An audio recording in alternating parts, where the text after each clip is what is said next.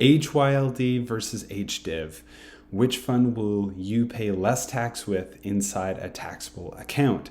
My name's Jordan, and this is Covered Call ETF Investing. The hope for this channel, for me anyway, is to help you better understand investment, debt, and tax structures within Covered Call ETF funds, and also how you may use these same structures externally outside of that in maybe your own personal life with the aims, the goals, whatever you are hoping to achieve with Covered Call ETF investing. Keep in mind that all of the info that you're about to see, all the links up here, I'm gonna put down in the description below, all the equation inputs that you can do for yourself. Maybe these examples don't exactly fit your income tax situation, but have no fear, that will all be there, so make sure to check it out once the video is over. Keep in mind, I am no tax professional when we are talking about this Hamilton ETF 2022 T3 breakdown. I treat this as if we are friends speculating about this in, say, a coffee shop or some other common social setting. So with that being said, let's dive into the video and get our taste of our first example, which is the $100,000 income level. So what you're probably gonna see on the screen here is we're gonna do a side-by-side comparison of first the eligible dividends, so HDIV and HYLD. So with HDIV, you're gonna see 1.38, which is the gross up. We have to use this number. That is what the federal government, that is the federal income tax rate for corporations in Canada. So that number does not change whatsoever. You have to use that number. And so we are going to multiply that by the first column here, eligible dividends, 25 cents, almost 26 cents, and we get 0.3575. Okay, then we take 0.3575, we multiply it by 20%, which is the federal income tax rate for $100,000 equals 7 cents. Then we take 0.3575 and multiply it by the eligible dividend federal tax credit, which is 15%, to get a little bit over 5 cents. Okay. And then you see that we take 0.07151 minus 0.0536 equals 0.01791. Okay, so we get almost 2 cents that we got to pay out in tax under eligible dividends.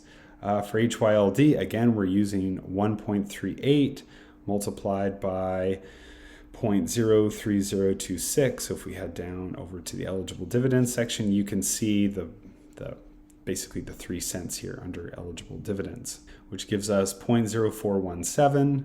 We multiply that again by the federal income tax rate at $100,000, which is 20%, which equals just a little under a penny.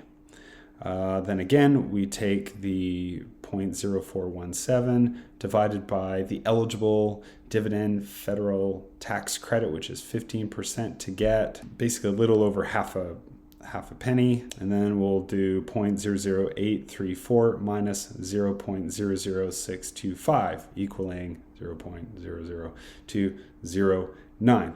I get it. It's a lot of decimal points, a lot of small numbers, but please stick around. It will make sense at the very end. We are simply taking the per unit distribution and breaking it up, and I'll give a much bigger example. Like if you were to do this based on if you made $10,000 with HYLD and $10,000 with HDIV, what are some bigger numbers that we can that seem more meaningful? This, I get it, it's not meaningful, but we need to use these numbers for our example.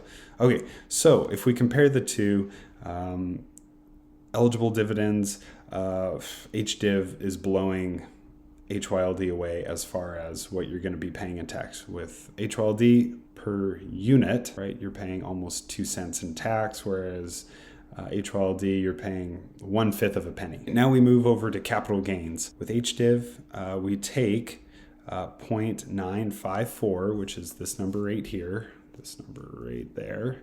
Okay, and we divide it by 2. Why do we do that? Because capital gains, it gets taxed on half the amount. So half the amount is tax-free. The other amount is taxed at the federal income tax rate, which is 20%. So 0.945 divided by 2, multiplied by 20%. We get 0.0954. 9.5 cents. That's what that really equals. HYLD, capital gains, nothing to report here. So far, HYLD is winning the battle with, so far we're only paying 0.029. 1/5 of a penny we're paying in tax so far, whereas HDIV between eligible dividends and capital gains, we are paying basically 11 cents, we'll call it. All right, now we get into the next section, which is foreign income. This is where HYLD is going to start to catch up to HDIV. Okay, so we'll go with HDIV. There's nothing special about this equation here. We are simply just taking this amount and we multiply it by 20%, which is again the federal income tax rate at $100,000. And we get 0.006878 on 3 cents, almost 3.5 cents.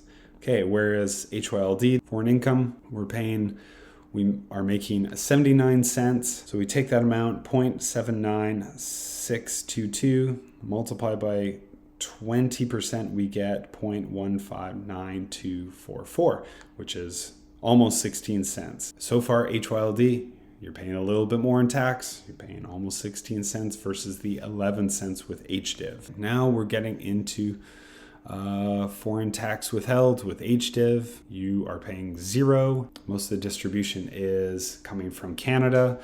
So again, there won't be any foreign tax withheld there.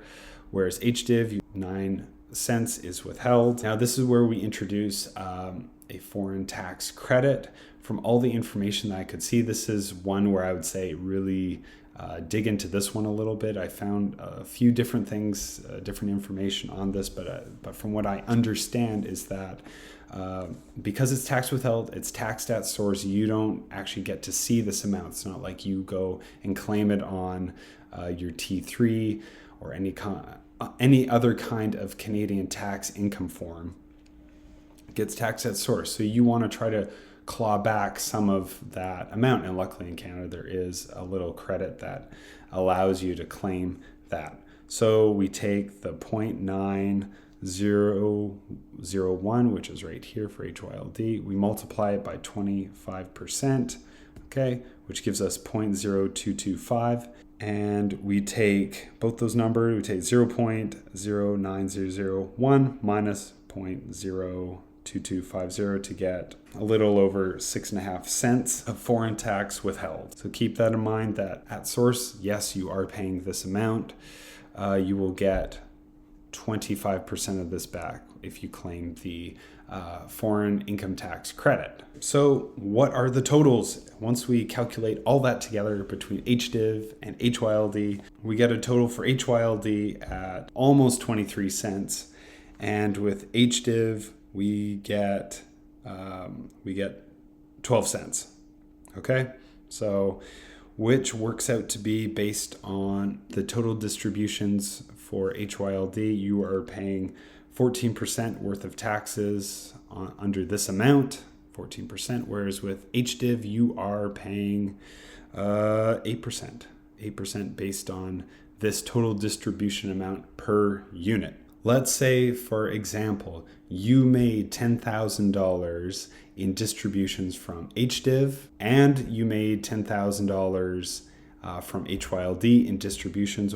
How much money would you pay on each of those? Okay, so on $10,000, and again, this is the federal income tax that you're paying. So we're not even taking into consideration the provincial tax as well. That's why I'm throwing everything down in the description for you all to figure that portion out for yourselves. Do a little math.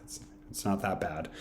You will be paying $800 on a $10,000 investment into HDIV. Now with HYLD, because it's 14% on $10,000, you will be paying $1,400. That being said, obviously HDIV wins, as it should have. HDIV is a Canadian all-in-one fund. It should have won. Here's the little food for thought. To make $10,000 worth of distributions with HYLD, you need $71,400 based on, as of the recording of this video, based on a share price of $11.90.